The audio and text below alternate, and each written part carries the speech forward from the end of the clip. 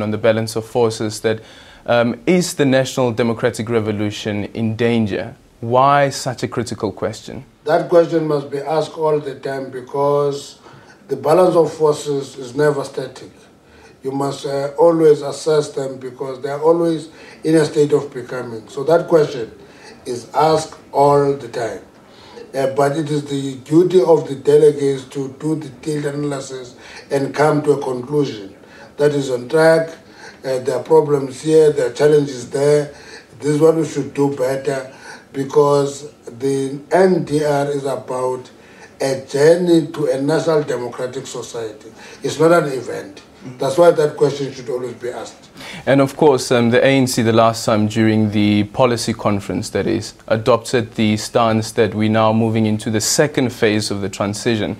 And one of the issues that the document on the balance of forces raises is the issue around the black electorate who have now found other political homes, for instance, found political homes in the DA and the EFF and so forth. That is going to happen all the time. As the democracy matures, people are going to ask more critical questions about policy matters. But the beauty of the ANC is that our policies are correct, our policies are superior, and people who migrate half the time come back because they discover that the pasture is green across the river. But when they cross the river, they discover that it is not as green as where they come from. And what makes that a reality is that the ANC involves its members, they debate. 2,500 members from the branches will be in Galaga for 3 days discussing and shaping the policy. Therefore, there is a depth of understanding of the policy. It's not done by a small policy unit in a corner. Our members shape it, they debate it. And from your analysis, is there any understanding why it seems as though the ANC has lost favor from some of the electorate? I don't know losing favor. The last election we were subjected to, we got 62.15%. And if that losing favor, those are standards for South Africa. In global standards, that is called overwhelming victory. And therefore, if you say when we have an overwhelming victory of above 60%, you say we're losing favor. I would see that as an exaggeration. What you should be saying is whether we should continue to pay attention to issues raised by society and try to address them. If that was the question, I would say correct. The ANC must always continue to listen. It must address issues. It must respond. That's why, for example, if you remember the conference of the ANC in Gauteng raised an issue about the importance of reviewing e-tolls. The ANC did listen to them and did review e-tolls. So that's how we work. We interact with people.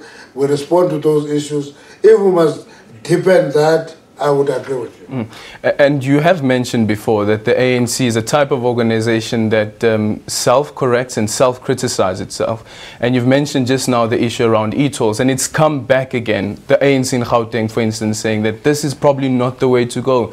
The ANC Youth League also taking a stand, saying that it's time that the ANC listen to the people of Gauteng, and this is not the system that the people in Gauteng want. So does this mean that at this NGC, could we see discussions around the e-tolls and shifting away from a system where we use the e-toll system and perhaps use something like a fuel levy perhaps? Gauteng did have a conference, and in that conference they took resolution. Their resolution was factored in, there was a debate and the system was reviewed. And to me, it will be opportunistic of ANC structures to go out and say, this is not the way to go. The debate that we need to have in the ANC and everywhere else is the question of infrastructure development. The world-class infrastructure in Gauteng compared to what you come across when I go home in the Eastern Cape, whether everybody must pay.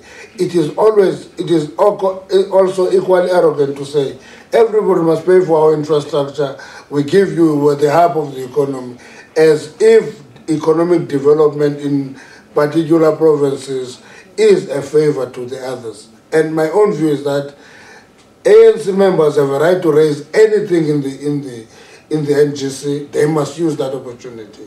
But to be opportunistic and make loud noises because there is a Cosatu March today, then you use it to be populist. When you govern and you lead society, you can't afford to be populist.